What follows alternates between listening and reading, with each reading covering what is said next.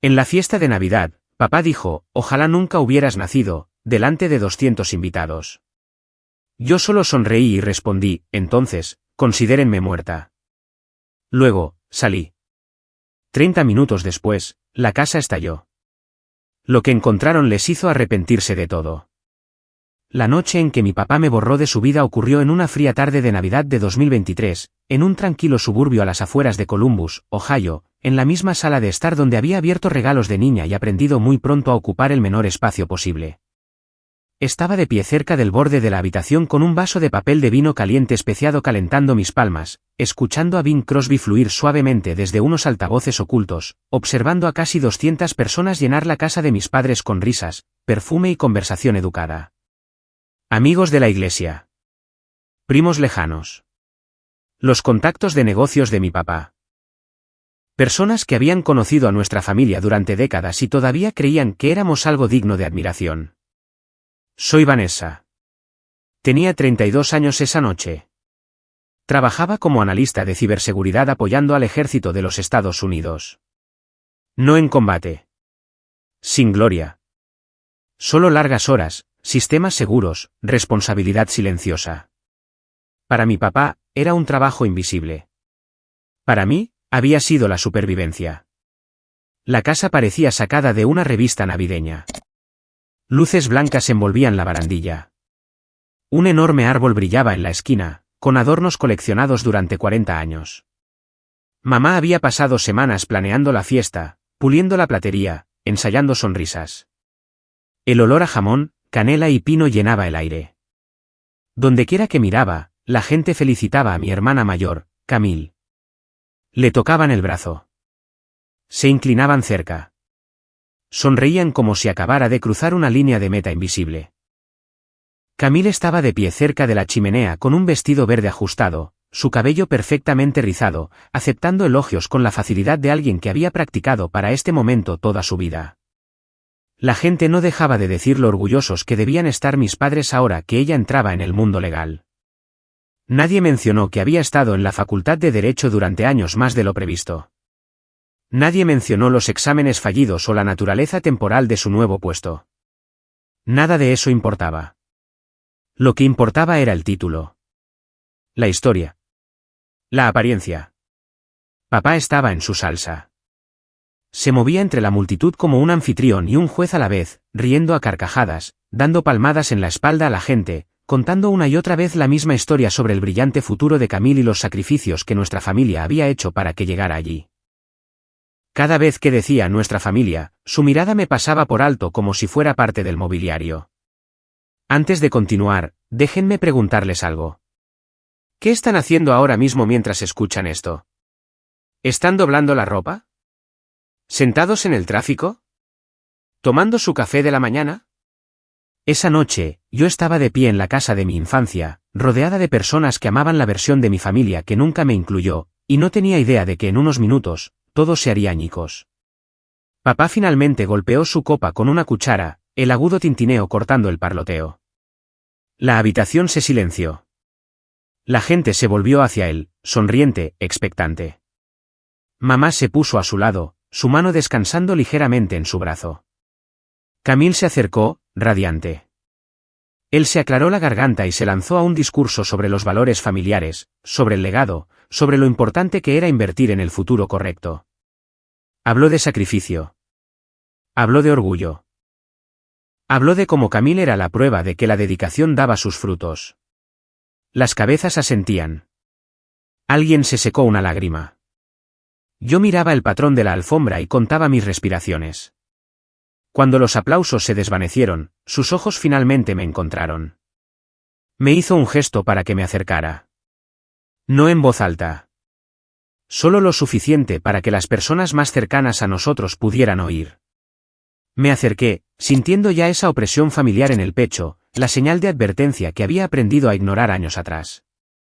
Se inclinó y bajó la voz, aunque no lo suficiente. Me dijo que ahora era el momento perfecto para mostrar mi apoyo a mi hermana. Dijo que la familia da un paso al frente cuando es importante. Luego explicó que él y mamá habían estado hablando, y creían que el regalo adecuado para Camille sería un coche nuevo. Algo fiable. algo que reflejara su estatus. Me recordó el dinero que yo había estado enviando a casa durante años, los ahorros que mamá estaba guardando. Dijo que era hora de que lo usara correctamente. Recuerdo lo tranquila que me sentí en ese momento. No entumecida. ¿Tranquila? Le dije en voz baja que no iba a hacer eso. Dije que tenía planes para ese dinero. Dije que Camille era una adulta y podía celebrar su logro sin mis ahorros. El aire cambió.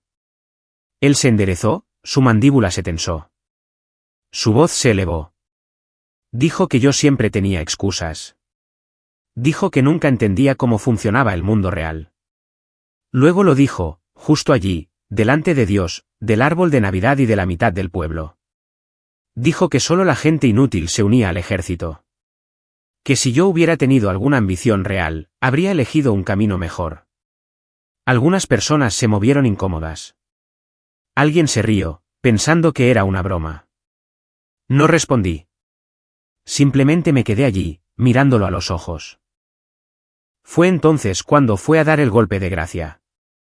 Dijo que él y mamá deseaban que yo nunca hubiera nacido. La habitación se congeló. Todavía puedo verlo. Una mujer cerca de la cocina se detuvo a medio sorbo. Alguien dejó caer una servilleta. La música seguía sonando, alegre y fuera de lugar. Camille miraba al suelo. Mamá no dijo nada. Su mano permaneció en el brazo de él. No lloré. No discutí. Sonreí. No una sonrisa amplia. Solo lo suficiente. Di un paso atrás. Dije, lenta y claramente, que debían considerarme muerta. Luego me di la vuelta y caminé hacia la puerta. Nadie me detuvo. Nadie me llamó por mi nombre. Cogí mi abrigo del perchero, sentí el aire frío de la noche en mi cara y salí sin mirar atrás. La puerta se cerró detrás de mí, silenciando la música, sellando el momento.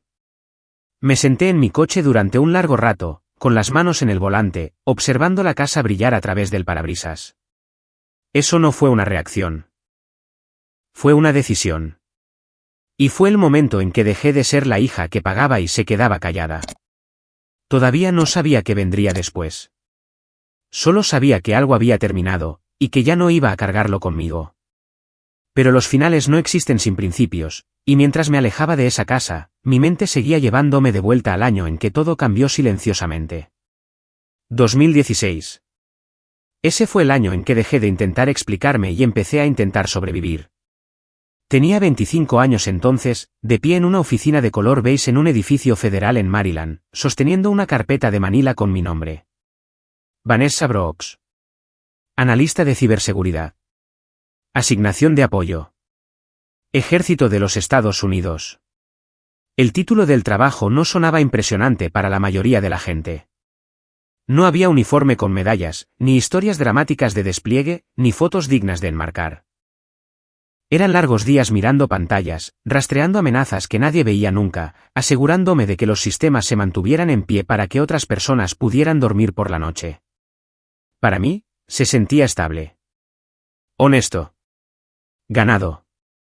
Para mi papá, se sentía como un fracaso. Recuerdo haber llamado a casa después de recibir la asignación. Estaba sentada en el borde de una cama estrecha en mi primer apartamento, las paredes aún desnudas, mi teléfono presionado contra mi oído. Le dije que me habían asignado al comando cibernético del ejército. Le dije que trabajaría en apoyo, no en combate. Intenté sonar orgullosa. Él se quedó en silencio por un segundo, luego soltó una risa corta. Dijo que eso no era el ejército de verdad. Dijo que cualquiera podía sentarse detrás de un ordenador. Dijo que si hubiera tenido alguna ambición, habría hecho algo que la gente respetara. Recuerdo apretar el teléfono con más fuerza, mirando la alfombra, diciéndome a mí misma que era solo su forma de ser. Esa era la excusa que siempre usaba. Era solo su forma de ser. Mamá se puso al teléfono después. Me preguntó si estaba a salvo. Me preguntó si estaba comiendo lo suficiente. Luego preguntó por el dinero. Dijo que ayudaría si enviaba un poco a casa, solo hasta que las cosas se calmaran. Camille todavía estaba en la universidad. La matrícula era alta. Había gastos. Dije que sí sin dudarlo. Ese se convirtió en el patrón. Cada mes, una transferencia. A veces más de lo que debería haber enviado. A veces dinero que había planeado ahorrar. Mi salario base. Mis bonificaciones. Incluso una parte de lo que ganaba durante las rotaciones de apoyo al despliegue. Mamá dijo que lo estaba guardando a buen recaudo para mí. Dijo que era mejor así. Le creí. O quizás quise creerle. En aquel entonces, todavía pensaba que la familia significaba sacrificio compartido. Aún no entendía que yo era la única que se sacrificaba. Camille ya era el centro de todo para entonces. Había comenzado la facultad de Derecho con confianza y la había dejado hecha pedazos. Los años se alargaron. Clases repetidas. Exámenes fallidos. Nada de eso parecía importar en casa. Cada contratiempo era culpa de otra persona. La junta examinadora era injusta. Los profesores eran parciales.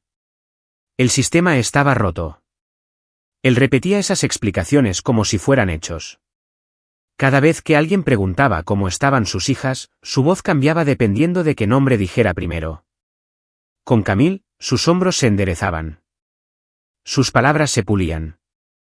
Hablaba de su futuro en derecho, de lo mucho que trabajaba, de lo orgulloso que estaba. Conmigo, si es que se acordaba, decía que trabajaba con ordenadores. O decía que estaba en el ejército. Sin detalles. Sin orgullo. Solo la información suficiente para seguir adelante. Lo notaba en todas partes. En la iglesia. En las reuniones familiares.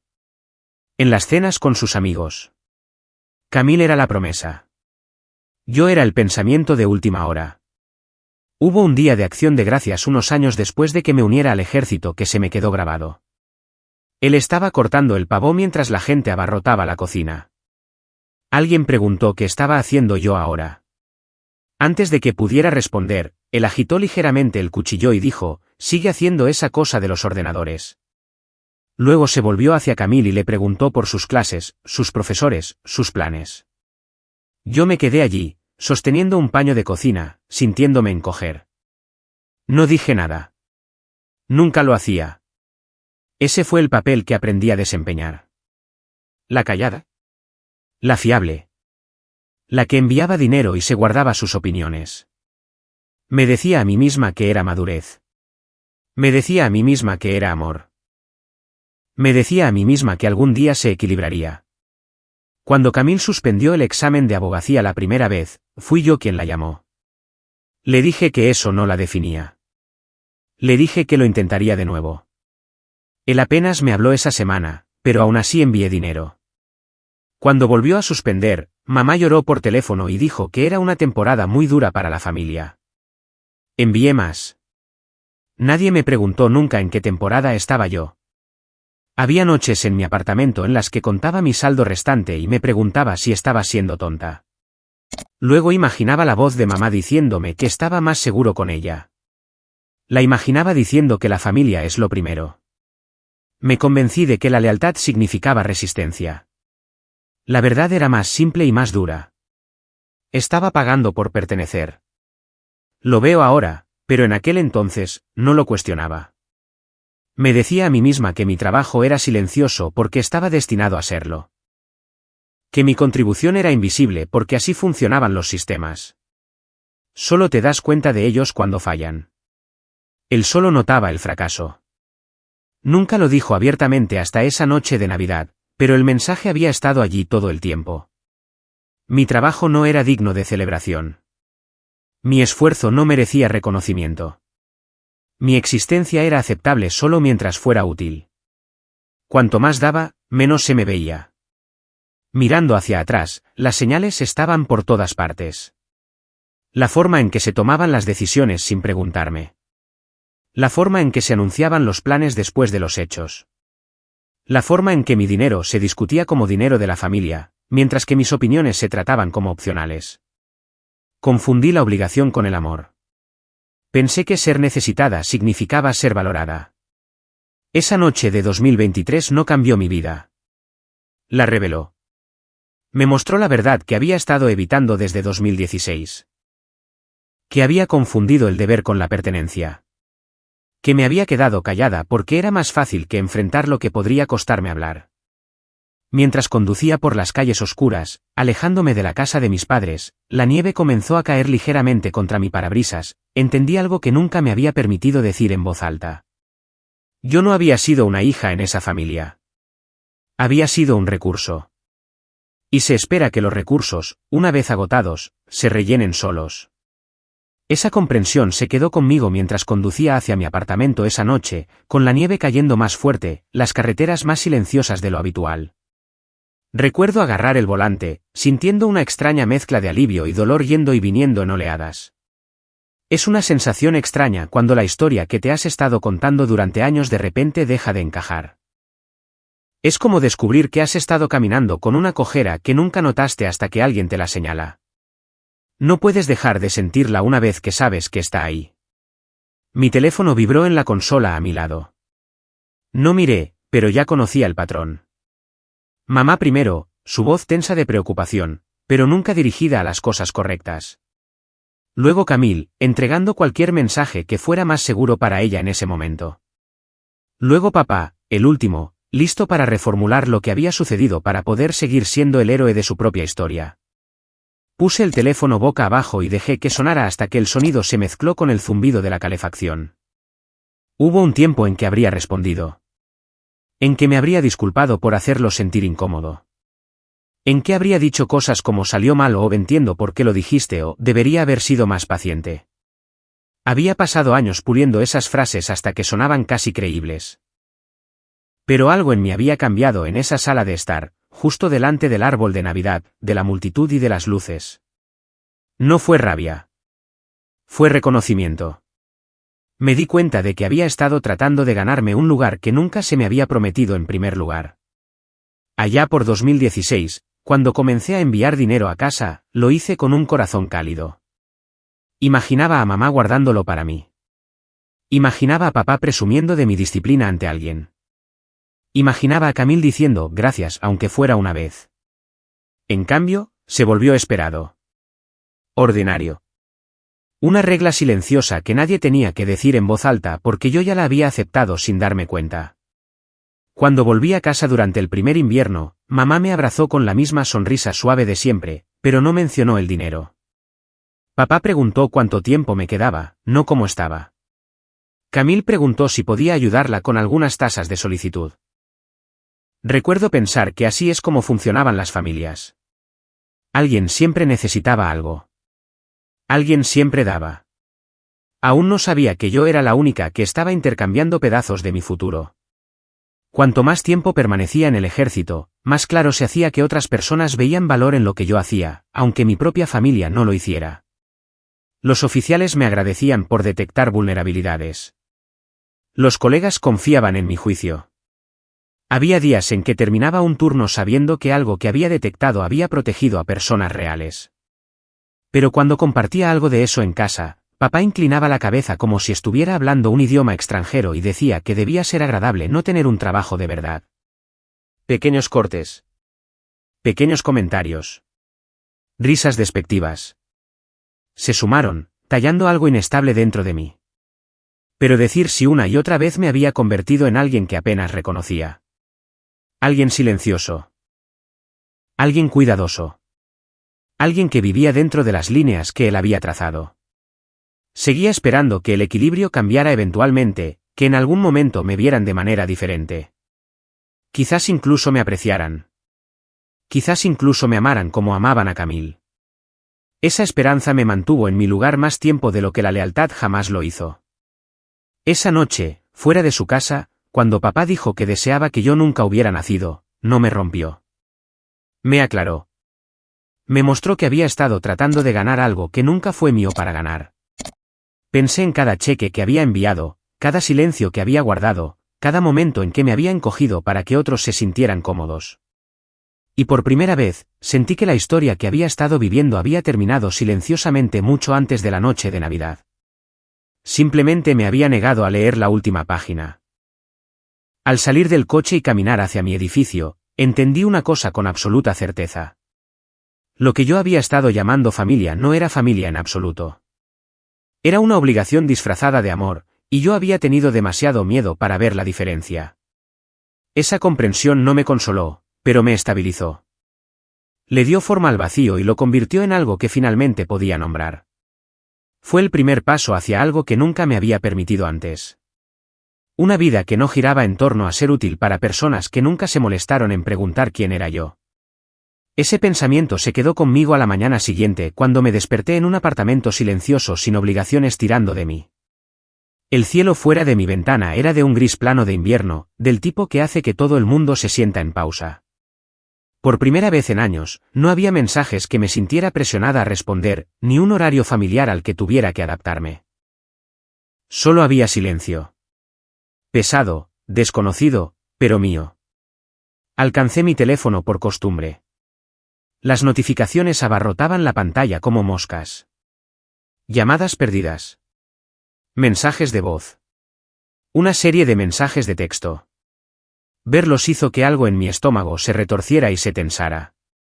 No miedo exactamente. Más bien el recuerdo del miedo. El viejo instinto de suavizar las cosas, de volver, de explicarme hasta que todos los demás se sintieran cómodos de nuevo. Puse el teléfono boca abajo y me senté en el borde de la cama, respirando lentamente. Sabía lo que tenía que hacer. No por ira. No por castigo. Por supervivencia. Abrí mis contactos y lo bloqueé al primero.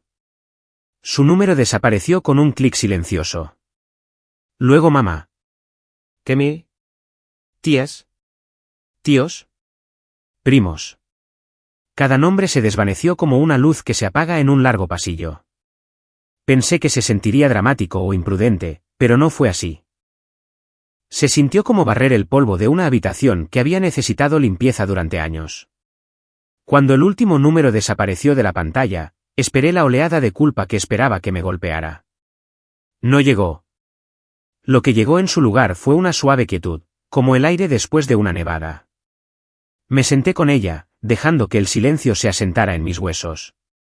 El icono del buzón de voz parpadeaba, negándose a desaparecer. Lo toqué. La voz de mamá se derramó primero. Su tono era tenso, temblando con una decepción practicada. Preguntó qué me había pasado. Dijo que las cosas que papá dijo fueron duras, pero que tenía que entender que no las decía literalmente.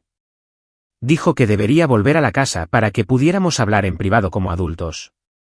Luego, después de una pausa, me recordó que los había avergonzado delante de tantos invitados. Su voz llevaba esa familiar mezcla de preocupación y acusación, como si su preocupación solo existiera si yo aceptaba que había hecho algo mal. Borré el mensaje. El siguiente mensaje de voz fue más corto. Camille, su voz cortante e irritada. Dijo que había reaccionado de forma exagerada. Dijo que todos estaban estresados. Dijo que papá solo había estado bebiendo e intentando dejar claro un punto. Luego dijo algo que me hizo quedarme quieta por un largo momento. Dijo que yo había arruinado su celebración. Su gran noche. Su momento. Como si mi existencia le hubiera robado algo. También borré ese mensaje. No escuché el resto. Para el mediodía, mi teléfono se había quedado en silencio, como si el mundo al otro lado se hubiera dado cuenta de que ya no estaba participando. Hice café. Me senté en el sofá y miré por la ventana el estacionamiento de abajo, viendo a alguien raspar la escarcha de su parabrisas. Era una vista tan ordinaria, pero me tranquilizó. Me recordó lo pequeño que era realmente el mundo una vez que salí de la órbita de mi familia. El silencio se extendió durante todo el día. Me siguió mientras doblaba la ropa, respondía correos electrónicos del trabajo y recalentaba sopa sobrante. Al principio no fue pacífico. Era agudo, casi resonante. Cada vez que me movía de una habitación a otra, escuchaba la ausencia de alguien pidiendo algo. La ausencia de alguien recordándome lo que debía. Por la tarde, mi teléfono vibró con un solo mensaje de texto. No de mi familia. De un número que no reconocí. Por un momento, mi corazón dio un vuelco, pero cuando lo abrí, vi un tono familiar entretejido en las palabras. Era una prima con la que no había hablado en meses. Escribió que mamá les estaba diciendo a los parientes que yo había tenido un episodio. Que él estaba furioso. Que toda la familia estaba confundida sobre por qué me había ido temprano. Me pidió que la llamara.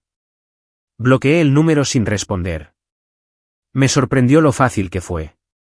No porque no me importara, sino porque finalmente me di cuenta de que el cariño nunca había sido mutuo. Había invertido años en personas que solo me buscaban cuando querían algo para llenar un espacio que no querían llenar ellos mismos. Cerca del atardecer, salí a caminar por el complejo de apartamentos. El aire era fresco y la última luz del día se reflejaba en la nieve acumulada a lo largo de las aceras. Unos niños estaban construyendo un muñeco de nieve torcido cerca de la entrada, riendo sin control. Un hombre con un abrigo grueso paseaba a su perro detrás de ellos. Escenas simples. Sin complicaciones. Sin expectativas adjuntas. Con cada paso, la opresión en mi pecho se aflojaba un poco más.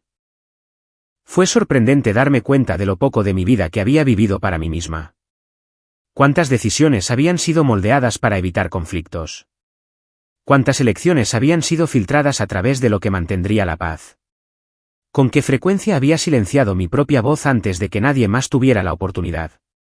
El silencio siempre me había parecido una rendición cuando era más joven. Una forma de evitar desatar el temperamento de papá. Una forma de evitar que mamá llorara. Una forma de evitar que Camille se quejara. Pero de pie allí, bajo la farola, con mi aliento formando nubes en el aire, entendí algo nuevo. El silencio también podía ser un muro. Un límite. Una elección. Mi teléfono vibró de nuevo cuando volví a entrar. No lo revisé. Lo puse en un cajón, lo cerré y dejé el cajón cerrado. Esa noche, al meterme en la cama, me quedé quieta en la oscuridad, escuchando nada más que el zumbido del conducto de la calefacción. Sin voces discutiendo. Sin mensajes cargados de culpa. Sin exigencias disfrazadas de preocupación. Solo silencio. Un silencio profundo y constante que se sentía extraño y reconfortante al mismo tiempo. Cerré los ojos y dejé que el silencio me envolviera como una manta. Por primera vez en mucho tiempo, no tenía miedo de lo que significaba. No estaba huyendo de él. Lo estaba eligiendo. Y quizás ese fue el primer acto real de desafío en toda mi vida. Porque el silencio, cuando se elige, no es vacío. Es permiso. Es el espacio donde la verdad finalmente tiene espacio para respirar. Y yaciendo allí en la oscuridad, finalmente entendí que mi silencio no era una retirada de mi familia. Era la línea que había trazado para proteger lo que quedaba de mí. Pero trazar una línea no significa que inmediatamente sepas cómo vivir al otro lado de ella. A la mañana siguiente, el silencio se sintió diferente. No aterrador, sino desconocido, como entrar en una habitación a la que nunca me habían permitido entrar. Hice café y me quedé junto a la ventana viendo el vapor subir de la taza. El mundo estaba en silencio afuera. La nieve cubría las aceras en capas lisas e intactas. Me recordó lo fácil que las cosas pueden parecer pacíficas en la superficie cuando nadie ha caminado por ellas todavía. Más tarde ese día, conduje hasta una pequeña tienda de comestibles calle abajo. El acto mundano de empujar un carrito por pasillos estrechos me calmó más de lo que esperaba. Nadie allí sabía nada sobre mí. Nadie tenía opiniones sobre mis elecciones. Nadie me juzgaba ni me comparaba con otra persona. Compré pan, sopa y una bolsa de naranjas. Cosas ordinarias para una vida ordinaria, algo que rara vez me habían permitido experimentar sin las expectativas de otra persona presionando sobre mis hombros. Cuando llegué a la caja, la cajera, una mujer mayor con ojos amables, me preguntó si estaba teniendo una buena temporada navideña. Hice una pausa. Me sorprendió lo simple que era la pregunta y lo difícil que se sentía responder. Sonreí y dije que me estaba yendo bien. Por primera vez en mucho tiempo, las palabras no eran una mentira. Conduciendo de regreso a mi apartamento, sentí que una especie de claridad silenciosa comenzaba a asentarse. No era felicidad, y no era alivio. Era reconocimiento. El tipo que llega solo después de que dejas de huir de la verdad. Había pasado tantos años tratando de ganarme un lugar en una familia que nunca me hizo espacio. Mi silencio siempre había sido una herramienta para ellos, una forma de mantenerme sumisa. Pero ahora, por primera vez, me pertenecía. Esa certeza silenciosa se quedó conmigo durante los siguientes días, incluso cuando la vida intentó arrastrarme de nuevo a los viejos patrones. Mantuve mi teléfono apagado la mayor parte del tiempo y me concentré en el trabajo, en cocinar comidas sencillas, en dar paseos en el aire frío. Intenté no pensar en lo que podría estar sucediendo dentro de la casa de mis padres. Intenté no imaginar las conversaciones que sabía que estaban teniendo, las llenas de negación e indignación y relatos dramáticos que me pintaban como el problema. Pero evitar los pensamientos no detiene las consecuencias reales, y esas consecuencias comenzaron a surgir más rápido de lo que esperaba. La primera señal llegó un miércoles por la tarde. Había entrado en la sala de descanso del edificio de oficinas donde trabajaba mi unidad. Estaba calentando pasta sobrante en el microondas cuando entraron dos compañeros de trabajo. Se quedaron en silencio en el segundo en que me vieron. No de una manera grosera o sospechosa, sino de la manera en que la gente se calla cuando no está segura de lo que se le permite decir. Uno de ellos me preguntó cómo había sido mi festividad. Su sonrisa parecía un poco demasiado cuidadosa. Respondí educadamente y salí de la habitación con mi comida todavía humeante. De camino a mi escritorio, pasé junto a uno de los contratistas civiles. Me dio una mirada comprensiva, del tipo que nunca antes había visto dirigida hacia mí. Se sintió como una campana de advertencia en mi pecho, pero la aparté. Quizás estaba imaginando cosas. Quizás no era nada. No era nada. A última hora de la tarde, mi teléfono se iluminó con una serie de llamadas perdidas de números que no conocía. Las ignoré. Luego llegó un mensaje de texto de una prima con la que no había hablado desde el verano. El mensaje era breve y tenso.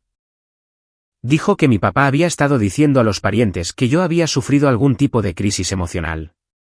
Dijo que mamá había llorado en la iglesia y había pedido a la gente que rezara por mi estabilidad mental. Dijo que Camila había dicho a algunos amigos de la familia que yo me había marchado furiosa como alguien desquiciada. La palabra desquiciada se quedó en la pantalla como un moretón. Dejé el teléfono y miré mi escritorio. Una cosa era que estuvieran enojados. Otra cosa era que reescribieran la historia de una manera que me perjudicara profesionalmente. El trabajo en el ejército, incluso el trabajo de apoyo, depende de la confianza y la estabilidad. Los rumores no son inofensivos.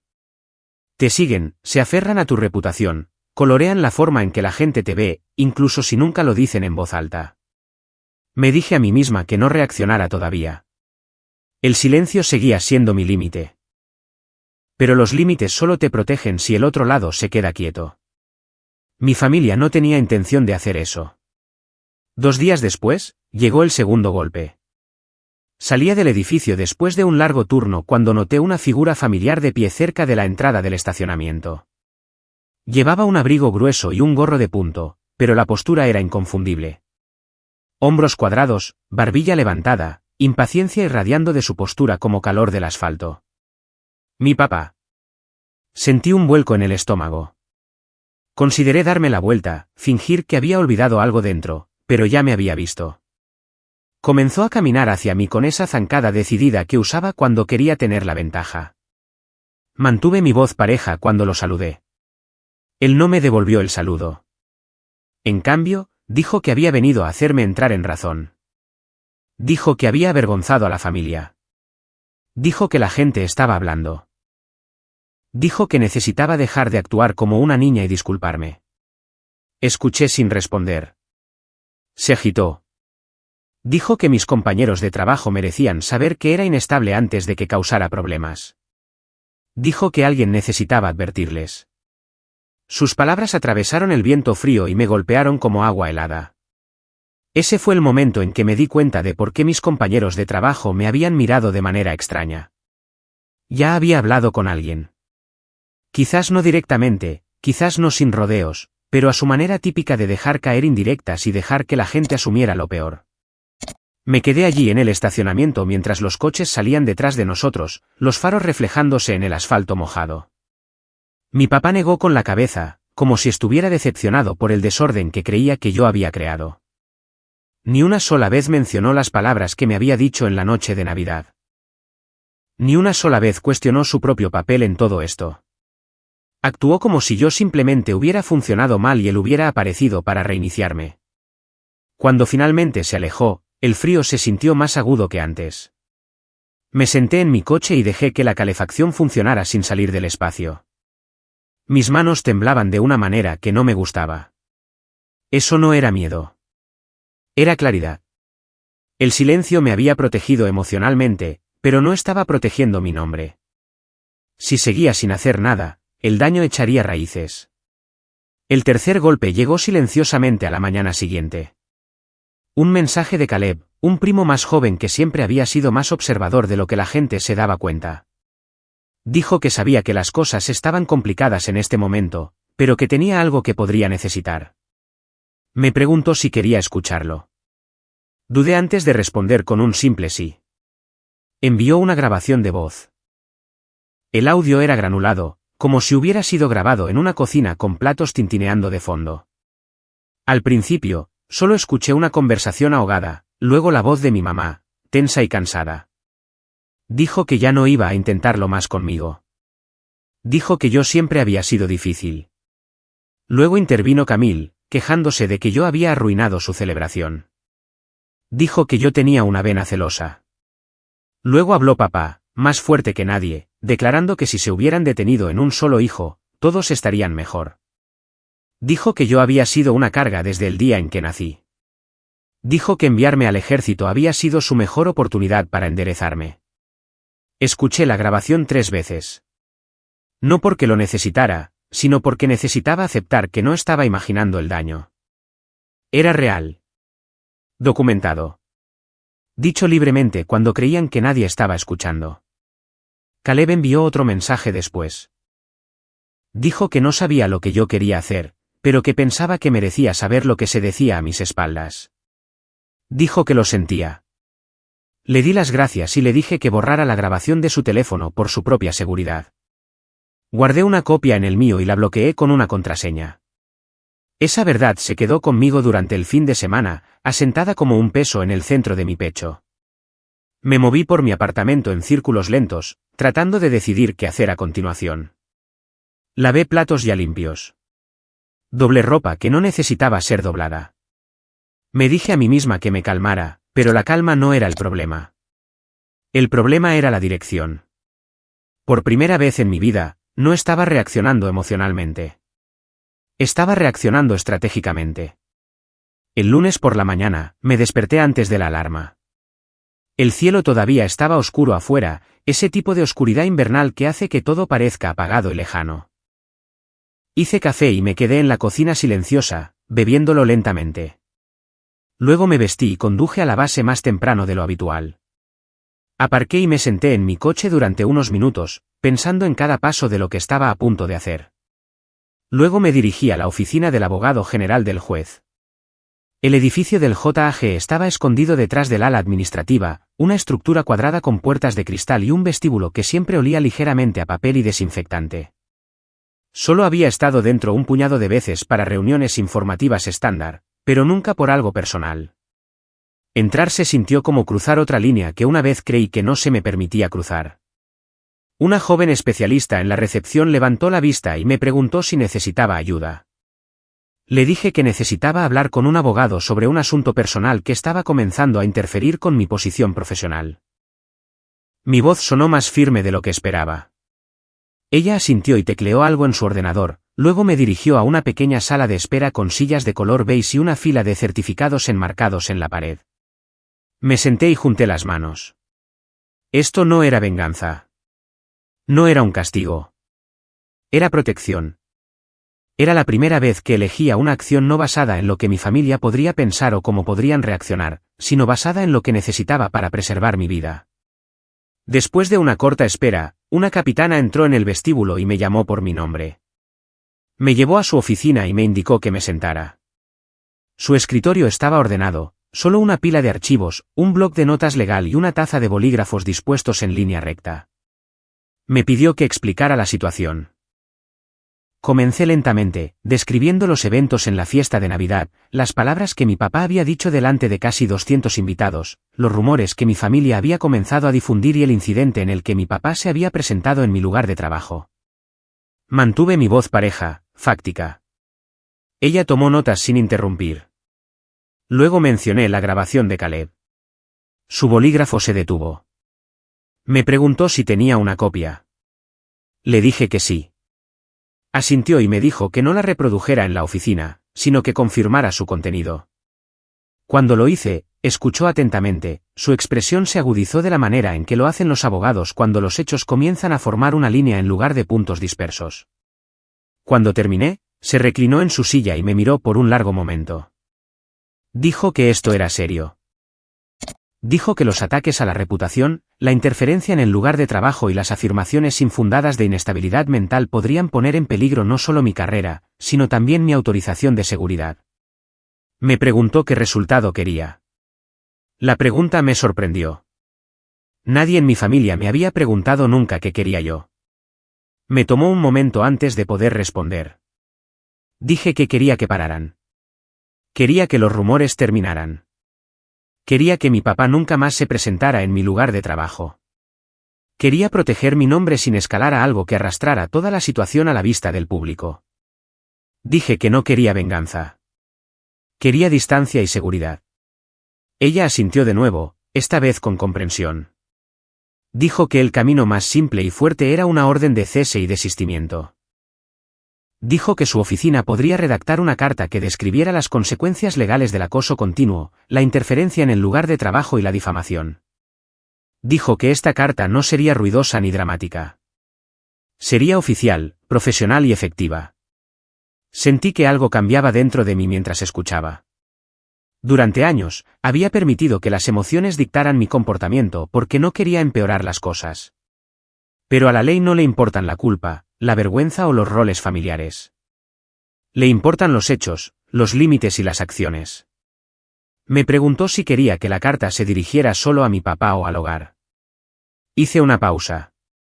Luego dije al hogar. Porque el silencio me había enseñado que el daño no provenía de una persona. Provenía de un sistema en el que había vivido toda mi vida. La capitana dijo que redactaría el documento y lo tendría listo para el día siguiente. Explicó que necesitaría firmar una declaración confirmando la exactitud de mis afirmaciones. Dijo que enviaría la carta por correo certificado y correo electrónico, y que requeriría un acuse de recibo por escrito. Explicó cada paso claramente, sin juzgar, sin levantar una ceja ante la idea de una hija protegiéndose de sus propios padres. Cuando salí de su oficina, el aire exterior se sentía diferente. No más ligero, no más pesado, sino más nítido. Como si el mundo tuviera bordes de nuevo, y finalmente pudiera sentirlos en lugar de embotarme para mantener una paz que nunca existió. Conduje a casa y esperé. A la tarde siguiente, la carta estaba lista. La capitana me envió una copia. Era concisa y formal. Establecía que el acoso continuo, la difamación, la difusión de rumores o la interferencia en el lugar de trabajo darían lugar a nuevas acciones. Prohibía a mi papá aparecer en mi lugar de trabajo.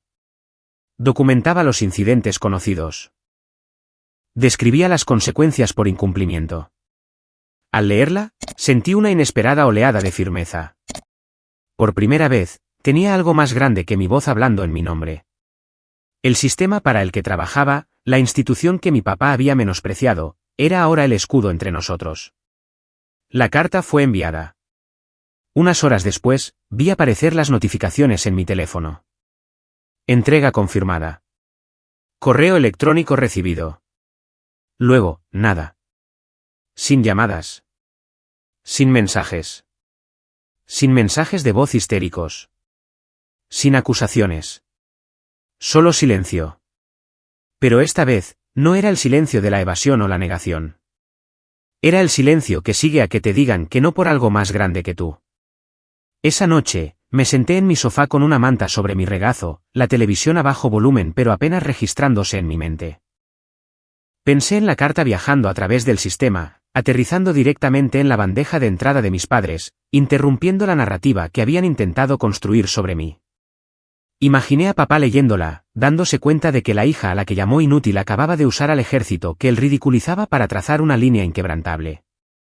Imaginé a mamá sentada a su lado, dándose cuenta de que sus palabras ya no eran armas privadas, sino hechos documentados.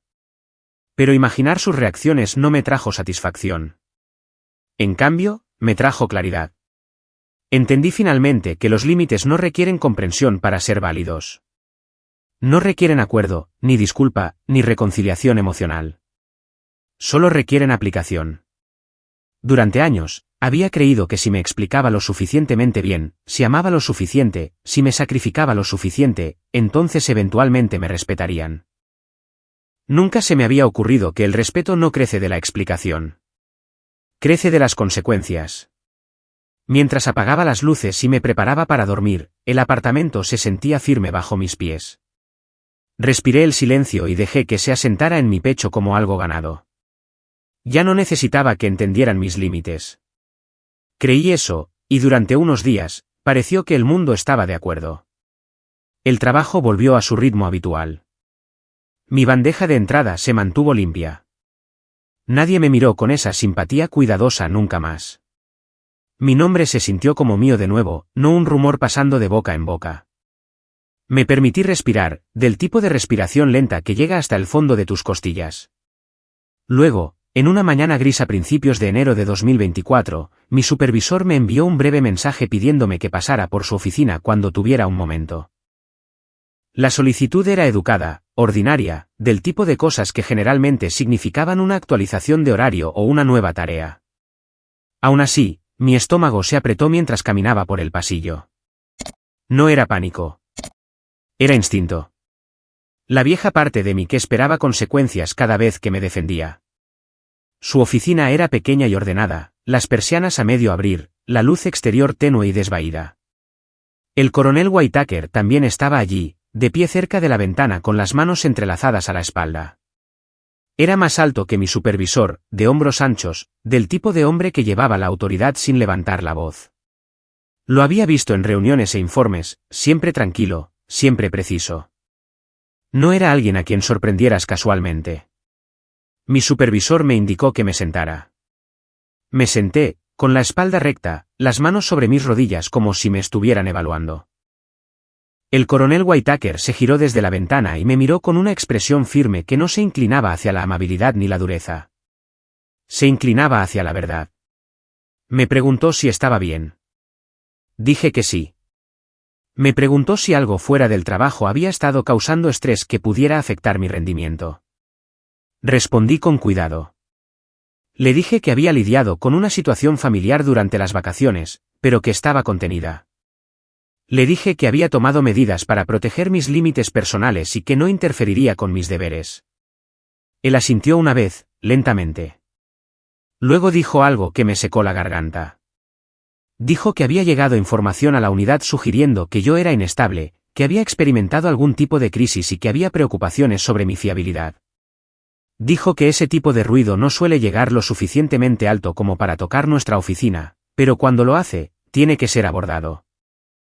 No porque al ejército le interesen los chismes, sino porque el trabajo de seguridad se basa en la confianza. Tragué saliva. Le dije que no era cierto. Le dije que nunca había sido evaluada por ninguna condición que me incapacitara. Le dije que la historia estaba siendo difundida por miembros de la familia que estaban enojados porque había cortado el contacto. El coronel Whitaker escuchó sin interrumpir. Cuando terminé, dijo que me creía.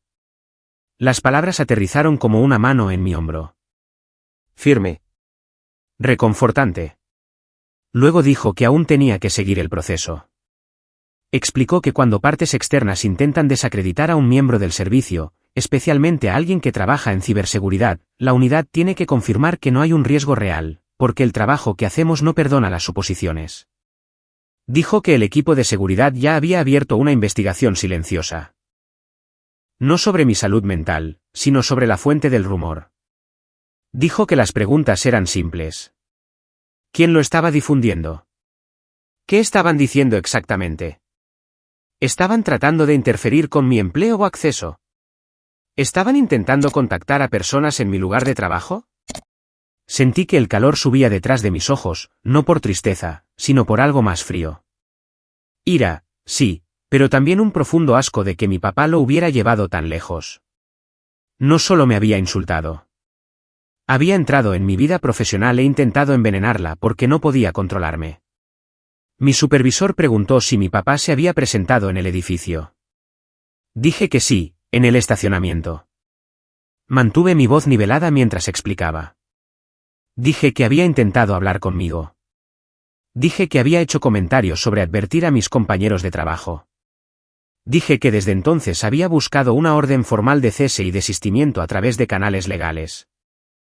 El coronel Whitaker preguntó si tenía documentación. Le dije que sí. Ofrecí las confirmaciones de correo certificado. Ofrecí la grabación de audio de mi primo, Caleb, la que capturaba a mi papá y a mi mamá hablando libremente. El coronel Whitaker levantó una mano y dijo que no necesitaba la grabación a menos que se solicitara legalmente. Dijo que no estaba interesado en el drama familiar. Estaba interesado en asegurarse de que nadie pudiera comprometerme, ni con amenazas, ni con narrativas falsas, ni con acoso.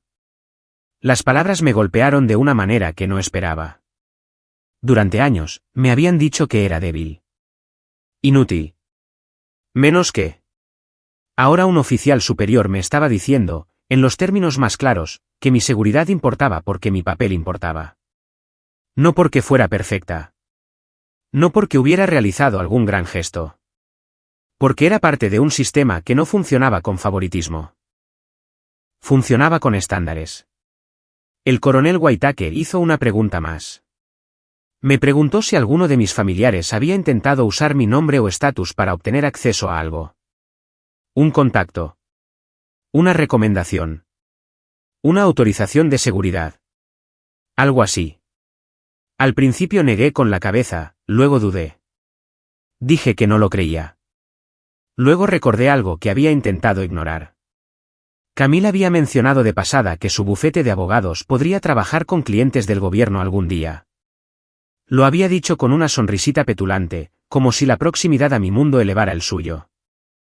Había puesto los ojos en blanco y cambiado de tema. Le conté al coronel Whitaker sobre ese comentario, dejando claro que nunca había ofrecido ayuda y nunca lo haría. El coronel Whitaker no reaccionó emocionalmente. Simplemente asintió y escribió una nota. Dijo gracias. Dijo que podía volver al trabajo. Dijo que si alguien me contactaba o se presentaba de nuevo, debía informarlo de inmediato. Salí de la oficina sintiéndome temblorosa de una manera diferente a la anterior. No frágil. Alerta. Como una persona que se da cuenta de que la puerta que acaba de cerrar con llave tiene una segunda cerradura que nunca supo que existía. Durante los siguientes días, no sucedió nada obvio. No hubo nuevas llamadas. No hubo nuevos mensajes. Mi papá se mantuvo alejado. El silencio se mantuvo. Traté de dejar que mi sistema nervioso se calmara, traté de decirme a mí misma que mis límites estaban funcionando. Luego, una tarde, apareció un correo electrónico desconocido en mi bandeja de entrada del trabajo desde una dirección interna. Era breve, solicitando que confirmara que no tenía ninguna participación en que partes externas buscaran la verificación de la afiliación militar con fines profesionales. La redacción era tan formal que se sentía irreal. Miré la pantalla, mis dedos flotando sobre el teclado. Respondí de inmediato, declarando claramente que no había solicitado ninguna verificación, no había dado permiso para que nadie usara mi afiliación y no había proporcionado ningún respaldo personal. Presioné enviar y me recliné, el corazón latiendo más fuerte de lo que debería por un simple correo electrónico. Esa noche, llamé a Caleb. No había hablado con él desde que envió la grabación. No quería arrastrarlo al desorden más de lo que ya estaba. Pero algo en mi instinto me decía que podría saber lo que estaba sucediendo dentro de esa casa. Respondió al segundo timbre, con la voz baja, como si estuviera saliendo para hablar. Me dijo que mi papá estaba furioso por la orden de cese y desistimiento. Dijo que mi papá había estado despotricando sobre cómo yo pensaba que era mejor que ellos ahora. Dijo que mamá había estado llorando intermitentemente, no porque lo sintiera, sino porque odiaba que la gente estuviera hablando.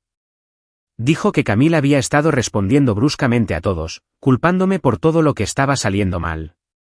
Le pregunté qué más. Caleb dudó, luego dijo algo que me revolvió el estómago. Dijo que Camille había estado diciendo a la gente que trabajaba como abogada. No como asistente legal. No como pasante temporal. Abogada. Dijo que se había estado apoyando mucho en esa historia en la iglesia, en las cenas, en línea. Dijo que a mi papá le encantaba, porque hacía que la familia pareciera ganadora. Dijo que mi papá incluso había insinuado que mi papel militar hacía que toda la familia sonara importante, como si tuviéramos conexiones. Sentí que mi mandíbula se tensaba. Sabía que Camille exageraba. Sabía que mi papá inflaba las historias cuando le convenía. Pero escucharlo expuesto tan claramente lo hacía sonar más feo de lo que me había permitido admitir. Le pregunté a Caleb si el bufete de Camille sabía la verdad sobre su estatus. Dijo que pensaba que sí. Luego agregó, casi a regañadientes, que mi papá había estado hablando de lo cerca que estaba la familia de convertirse en algo grande, de cómo Camille estaba en el camino correcto, de cómo finalmente estaban obteniendo el reconocimiento que merecían. La voz de Caleb se silenció por un momento, luego dijo que nunca había escuchado a mi papá hablar así de mí. Ni una sola vez. Después de colgar, me senté en la sala de estar oscura, mi teléfono en la mano, mirando el reflejo de las luces de la calle en la ventana. Sentí algo pesado en mi pecho, pero no era tristeza. Era el dolor familiar de ser borrada. Incluso ahora, incluso después de todo, mi papá podía usar mi existencia para decorar su historia, pero no podía obligarse a valorarme como persona. 2 días después, el coronel Whitaker pidió verme de nuevo. Esta vez, se reunió conmigo en una sala de conferencias, no en su oficina. La sala estaba vacía excepto por una mesa y una pila de carpetas. Me dijo que me sentara. Se sentó frente a mí, con la postura recta, los ojos tranquilos. Dijo que la investigación había confirmado lo que les dije. Los rumores sobre mi inestabilidad provenían de fuentes externas, específicamente conectadas con mi familia. Dijo que esa parte ahora estaba documentada, y que no se reflejaría negativamente en mí. El alivio me inundó tan rápido que tuve que parpadear con fuerza. Luego dijo que había otra pieza. Dijo que durante la investigación, la Oficina de Seguridad recibió una solicitud no relacionada de verificación conectada a un bufete de abogados local. Dijo que el bufete había estado realizando verificaciones internas debido a preocupaciones de reputación. No dijo el nombre de mi hermana al principio. Simplemente dijo que una pasante conectada a mi familia se había estado representando a sí misma de maneras que no coincidían con su estatus real. Mi garganta se apretó de nuevo. No hablé. No tuve que hacerlo. El coronel Whitaker dijo que no estaba involucrado en las decisiones del bufete. Enfatizó eso. Dijo que todo lo que hizo fue confirmar que nadie tenía autorización para usar mi afiliación, y que había preocupaciones sobre mi familia intentando aprovechar mi posición. Dijo que el bufete, como parte de su propia gestión de riesgos, había elegido revisar el expediente y la presencia en línea de la pasante. Dijo que se encontraron inconsistencias. Dijo que el bufete estaba tomando medidas. Me quedé quieta, tratando de procesar las palabras. Mi primer instinto fue el miedo. No por Camille. Por lo que esto significaba. Por cómo se me devolvería. Por cómo respondería mi papá. Lo imaginé rugiendo sobre la traición, sobre el sabotaje, sobre mi supuesta inestabilidad mental. Imaginé la voz temblorosa de mamá. Imaginé la rabia de Camille. El coronel Whitaker me observó en silencio. Me preguntó si entendía. Le dije que sí. Mi voz sonaba plana en mis propios oídos. Me dijo una cosa más. Dijo que debería estar preparada para una escalada en casa. Dijo que las personas que dependen del control a menudo reaccionan fuertemente cuando se les quita el control. Me aconsejó que documentara cualquier intento de contacto y que continuara usando los canales adecuados. Me recordó que mi trabajo era mantenerme profesional, firme y protegida.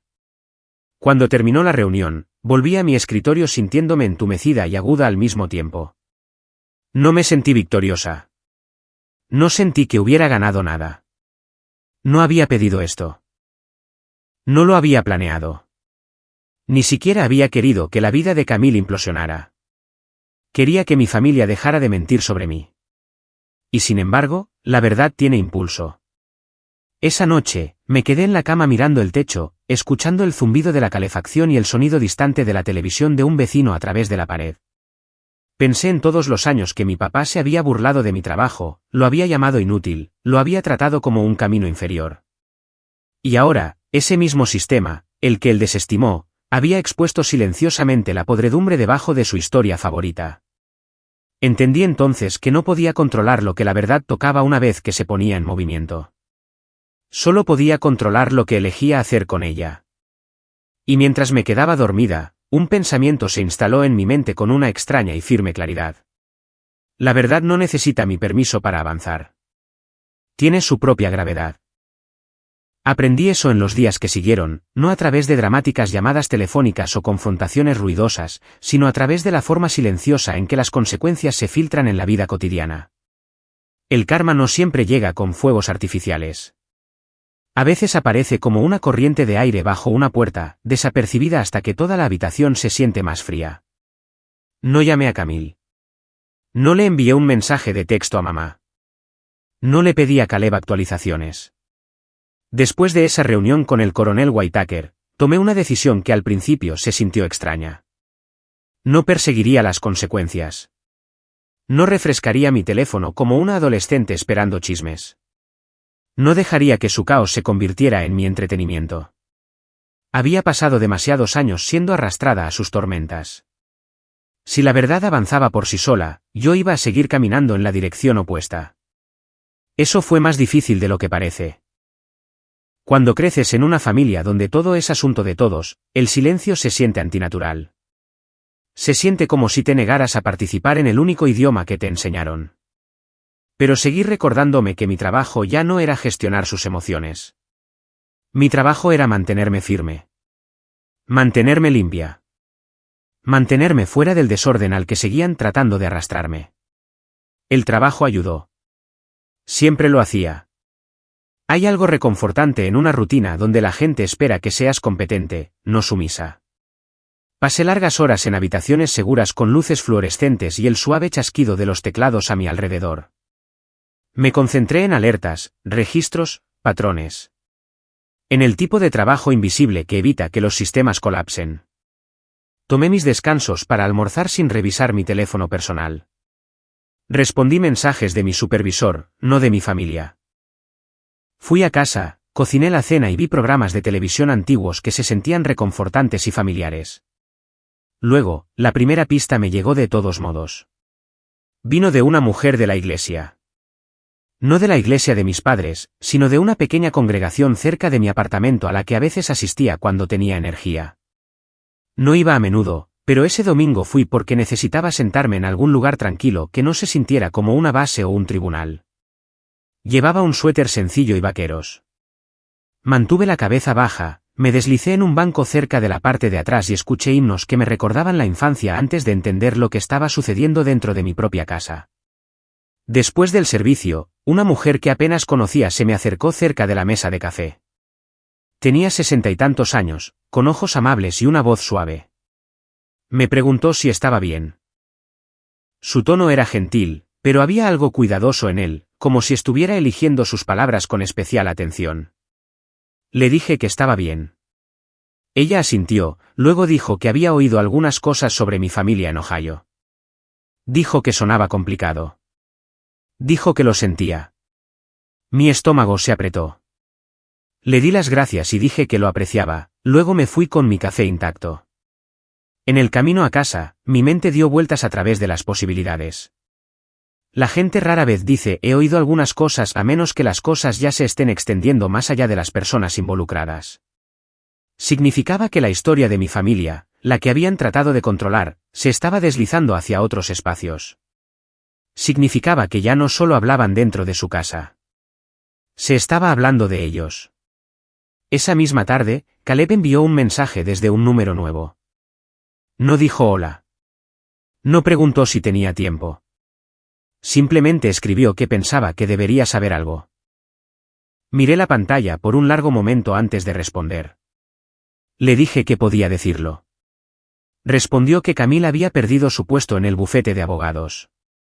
Leí esa línea 2 veces. No me trajo alegría. No me trajo satisfacción. Me trajo una extraña quietud, del tipo que se asienta en tu pecho cuando una verdad finalmente toma forma. Camille había construido su identidad sobre una historia. Papá y mamá habían construido su orgullo sobre esa misma historia. Ella era la futura abogada. La que haría brillar a la familia. La que llevaría el nombre a algo que la gente respetaba. Ahora la historia se había agrietado, y las grietas no se quedan pequeñas. Caleb escribió de nuevo, agregando que sucedió rápidamente. Que Camille había llegado a casa llorando y enojada, dando portazos, gritando que yo la había arruinado. Que papá caminaba por la cocina gritando sobre la traición. Que mamá lloraba y seguía diciendo que no podía creer que esto les estuviera pasando a ellos. A ellos. No a mí. No a la hija a la que le dijo que deseaba que nunca hubiera nacido. A ellos. No respondí de inmediato. Dejé mi teléfono en el asiento del pasajero y seguí conduciendo, con las manos firmes en el volante, la vista al frente. No quería darle a Caleb la impresión de que necesitaba los detalles. No los necesitaba. Pero sí quería que entendiera una cosa. Le escribí que lamentaba que estuviera atrapado en medio. Le dije que se cuidara. Le dije que no necesitaba actualizarme a menos que algo afectara mi seguridad. Respondió con una sola palabra. Entendido. La semana siguiente pasó en pequeños trozos. Trabajé. Dormí. Hice mis compras. Di un paseo cuando el aire era lo suficientemente cálido como para respirar sin dolor. Y aún así, las consecuencias seguían resonando hacia mí. No directamente de mi familia. De los bordes de su mundo. Una mañana, un compañero de trabajo que sabía que yo era de Ohio mencionó que había visto una publicación en un grupo comunitario en línea. Dijo que sonaba como un drama familiar, algo sobre una mujer que fue expulsada después de una pelea en Navidad. Se rió ligeramente como si fuera inofensivo. Sonreí educadamente y cambié de tema. Mi corazón latió un poco más rápido, pero no lo dejé ver. Así funcionaba el karma a veces. No solo castigaba. Exponía. Convertía la crueldad privada en incomodidad pública. Hacía que las personas que una vez disfrutaban de parecer impresionantes ahora tuvieran que vivir dentro de la incomodidad de ser conocidas. Caleb me envió un mensaje de nuevo 2 días después. Dijo que los rumores en la comunidad legal local se estaban extendiendo rápidamente. Era un mundo pequeño allí, una red estrecha de bufetes, asistentes, secretarios y personal judicial que hablaban entre sí constantemente. Dijo que el nombre de Camille se había convertido en un susurro de advertencia. Dijo que el bufete no había hecho un anuncio dramático, pero la gente notaba cuando alguien desaparecía sin explicación. La gente llenaba los espacios en blanco con sus propias conclusiones. Imaginé a Camille con su vestido verde junto a la chimenea, disfrutando de los elogios, actuando como si ya hubiera llegado. Imaginé a papá sonriendo ampliamente, contándole a todos sobre su futuro.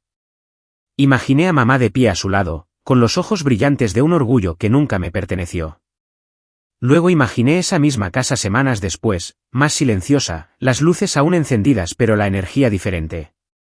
El tipo de silencio que llega después de que la gente deja de llamar. Caleb escribió que sus amigos de la iglesia mantenían la distancia. Que la gente era educada pero fría. Que las invitaciones habían disminuido. Que mamá se había perdido un servicio y la gente lo notó. Que papá se quejaba de ser juzgado. No respondí con ningún comentario sobre lo que merecían. No respondí en absoluto. No porque estuviera tratando de ser cruel, sino porque cada vez que imaginaba volver a su historia, sentía la vieja trampa esperando. El viejo papel. La que arregla las cosas. La pacificadora.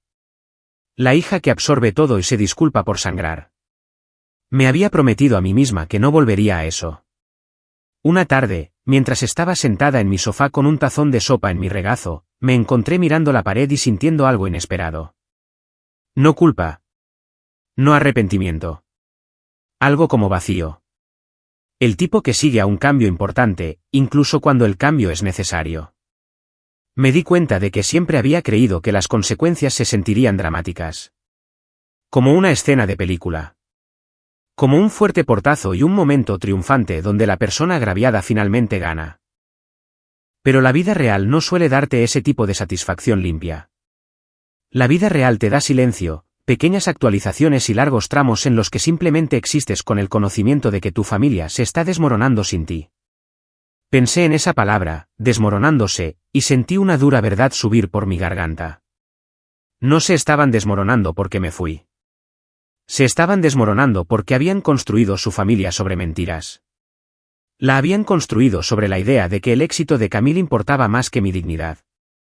La habían construido sobre la creencia de que mi dinero era de ellos para asignarlo. La habían construido sobre la comodidad de tener una hija que se tragaría el dolor en silencio para que ellos pudieran seguir sonriendo. Cuando dejé de tragar, la estructura tembló. Unos días después, Caleb llamó en lugar de enviar un mensaje de texto. Dejé que sonara 2 veces antes de contestar. Su voz sonaba cansada. Dijo que llamaba porque pensaba que mi papá podría hacer algo estúpido. Dijo que papá estaba furioso, culpándome por la pérdida del trabajo de Camille, culpando al ejército, culpando a todos excepto a sí mismo. Dijo que papá seguía diciendo que lo arreglaría. Que pondría a la gente en su sitio. Que se aseguraría de que todos supieran que yo era inestable.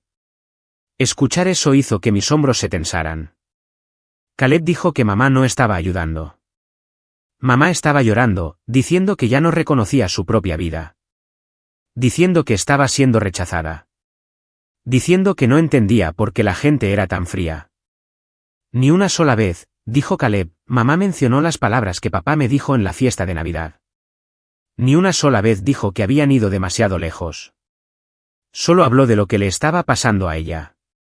Agradecí a Caleb por la advertencia y le dije que tenía protección legal. Le dije que si mi papá me contactaba o se presentaba de nuevo, lo denunciaría. Caleb exhaló y dijo que odiaba que hubiera llegado a esto. Le dije que yo también, y lo decía en serio. Después de que terminó la llamada, me senté en el silencio de mi apartamento y escuché el zumbido del refrigerador. Sentí el familiar tirón de la empatía, la parte de mí que todavía quería intervenir y mejorar las cosas, incluso para las personas que me habían herido. Ese tirón era un hábito, no una virtud. Tuve que recordármelo. La empatía sin límites es solo autoabandono.